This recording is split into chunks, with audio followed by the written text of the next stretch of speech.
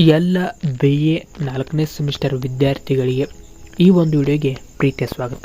ಇವತ್ತಿನ ಒಂದು ವಿಡಿಯೋದಲ್ಲಿ ನಾವು ಕನ್ನಡ ವಿಷಯದ ಅಧ್ಯಾಯ 6 ಯಾವ ಅಕ್ಷರದಿಂದ ಬರೆದು ತೋರಿಸಲಯ್ಯ ಎನ್ನುವಂತಹ ಅಧ್ಯಾಯವನ್ನು ಡಾಕ್ಟರ್ ಚನ್ನಣ್ಣ ವಾಲಿಕಾರ್ ಅವರು ಬರೆದಿದ್ದಾರೆ.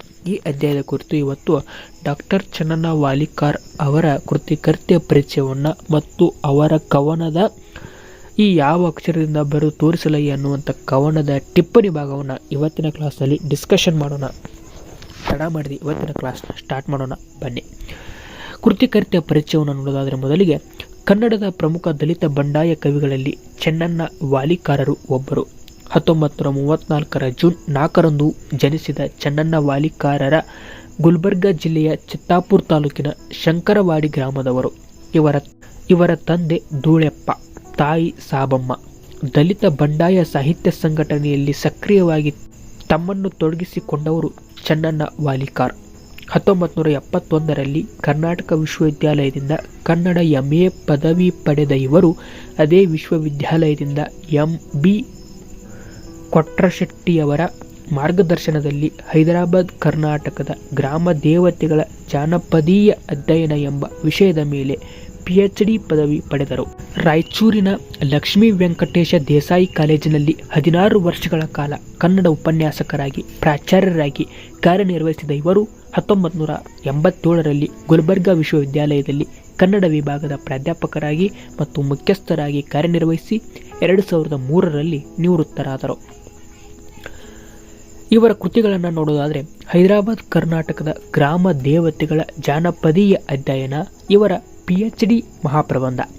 ಇನ್ನು ಪ್ಯಾಂಥರ್ ಪದ್ಯಗಳು, ಬಂಡೆದ್ದ ದಲಿತರ ಬೀದಿ ಹಾಡುಗಳು ಮುಂತಾದ ಇವು ಪ್ರಮುಖ ಕವನ ಸಂಕಲನಗಳು.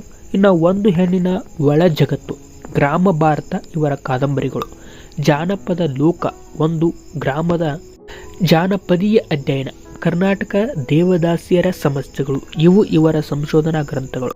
ಗುಲ್ಬರ್ಗಾ ಜಿಲ್ಲೆಯ ತ್ರಿಪದಿಗಳು, ಗುಲ್ಬರ್ಗಾ ಜಿಲ್ಲೆಯ ಮೊಹರಂ ಪದಗಳು ಇವುಗಳನ್ನಲ್ಲದೆ ಬೇರೆ ಕೆಲ ಕೃತಿಗಳನ್ನು ಇವರು ರಚಿಸಿದ್ದಾರೆ. ಚನ್ನಣ್ಣ ವಾಲಿಕಾರ್ ಸಾಹಿತ್ಯ ಸಾಧನೆಗೆ ಹಲವಾರು ಶ್ರೇಷ್ಠ ಪ್ರಶಸ್ತಿಗಳು ಸಂದಿವೆ. ನಾಟಕ ಸಾಹಿತ್ಯ ಅಕಾಡೆಮಿ ಪ್ರಶಸ್ತಿ, ಜಾನಪದ ಅಕಾಡೆಮಿ ಪ್ರಶಸ್ತಿ, ಕನ್ನಡ ರಾಜ್ಯೋತ್ಸವ ಪ್ರಶಸ್ತಿ, ಕರ್ನಾಟಕ ಸಾಹಿತ್ಯ ಅಕಾಡೆಮಿ ಪ್ರಶಸ್ತಿ ಇವು ಇವರಿಗೆ ಸಂದ ಕೆಲ ಪ್ರಮುಖ ಪ್ರಶಸ್ತಿಗಳು ಎಂಬುದು ಇಷ್ಟು ಚನ್ನಣ್ಣ ವಾಲಿಕಾರ್ ಕವಿಯವರ ಕೃತಿಕರ್ತೆಯ ಪರಿಚಯವಾಗಿ ಅಂತ ಹೇಳ್ತಾ ಇನ್ನು ಮುಂದುವರೆದ ಅವರ ಕವನದ ಟಿಪ್ಪಣಿ ಭಾಗ ಯಾವ ಅಕ್ಷರದಿಂದ ಬರೆದು ತೋರಿಸಲಯ್ಯ ಇದನ್ನು ನೋಡುವುದಾದರೆ, ಯಾವ ಅಕ್ಷರದಿಂದ ಬರೆದು ತೋರಿಸಲಯ್ಯ ಚನ್ನಣ್ಣ ವಾಲಿಕಾರರ ದಲಿತ ಸಂವೇದನೆ, ಕಾಳಜಿ, ಚಿಂತನೆಯ ಒಂದು ವಿಶಿಷ್ಟ ಕವನ. ದಲಿತ ಜನಾಂಗದಿಂದ ಬಂದ ಕವಿ ಚನ್ನಣ್ಣ ವಾಲಿಕಾರರಿಗೆ ತಮ್ಮ ದಲಿತ ಜನಾಂಗ ರಾಜಕೀಯದಿಂದ ಅನುಭವಿಸಿದ ಎದೆಯ ನೋವನ್ನು ಕಳೆದು ಸಮಾನತೆಯ ನೆಲೆಗೆ ಬರಬೇಕೆಂಬ ವಿಶೇಷ ಆಶಯ. ಇದು ಸಾಧ್ಯವಾಗಬೇಕಾದರೆ ರಾಜಕೀಯದ ವಿರುದ್ಧ ಹೋರಾಟ ಮಾಡಬೇಕು. ಅಂದಾಗ ಮಾತ್ರ ದಲಿತರು ಸಮಾನತೆಯ ಬೆಳಕಿನ ನೆಲೆಗೆ ಬಂದು ಮುಟ್ಟಲು ಸಾಧ್ಯ ಎಂಬ ಕವಿಯ ವಿಚಾರ ಇಲ್ಲಿ ಗಮನಾರ್ಹ. ದಲಿತ ಜನಾಂಗದ ಎದೆ ನೋವಿಗೆ ಕಾರಣರಾದವರು ರಾಜಕೀಯ ನಾಯಕರು. ದುರಂತವೆಂದರೆ ಲೂಟಿಗಾರರೇ ರಾಜಕೀಯ ನಾಯಕರಾಗಿರುವುದು. ಹೀಗಾಗಿ ಇಲ್ಲಿ ನಿತ್ಯ ನಡೆಯುವ ಕೂನಿ ನಿಲ್ಲದಾಗಿದೆ. ಈ ಲೂಟಿಗಾರ ಜನರೇ ಕಾಲದಿಂದ ದುಡ್ಡು ಅಧಿಕಾರದಿಂದ ಆಳುತ್ತಾ ಬಂದ ಜನ. ಇಂಥ ಜನಗಳ ಮಧ್ಯೆ ನಿತ್ಯ ಬದುಕುತ್ತಿರುವಾಗ ದಲಿತರು ಏಳುವುದಾಗಲಿ ಬಾಳುವುದಾಗಲಿ ಸಾಧ್ಯವಿಲ್ಲ.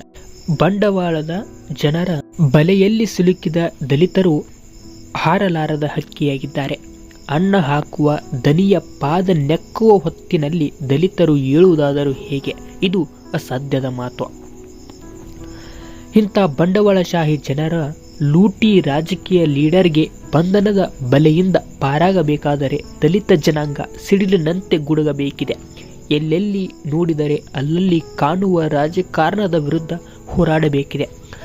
ಸುಮ್ಮನೆ ಕುಳಿತು ವ್ಯರ್ಥ ಸಾಯುವುದು ಖಚಿತ. ಆದ್ದರಿಂದ ದಲಿತರು ಬದುಕಬೇಕೆನ್ನುವುದಾದರೆ ಕ್ರಾಂತಿ ಅನಿವಾರ್ಯ ಎನ್ನುತ್ತದೆ ಈ ಕವನ ಎಂಬುದು ಇಷ್ಟು ಈ ಅಧ್ಯಾಯದ ಒಂದು ಟಿಪ್ಪಣಿ ಭಾಗವಾಗಿತ್ತು ಅಂತ ಹೇಳ್ತಾ ಇದೇ ರೀತಿ ಮುಂದಿನ ಕ್ಲಾಸ್ನಲ್ಲಿ ಇದಕ್ಕೆ ಸಂಬಂಧಿಸಿದಂಥ 10 ಅಂಕಕ್ಕೆ ಕೇಳಬಹುದಾದ ಪ್ರಬಂಧ ರೂಪದ ಪ್ರಶ್ನೋತ್ತರಗಳನ್ನ ಚರ್ಚೆ ಮಾಡೋಣ. ಅಲ್ಲಿವರೆಗೂ ಎಲ್ಲರಿಗೂ ನಮಸ್ಕಾರ. ವಂದೇ ಮಾತರಂ.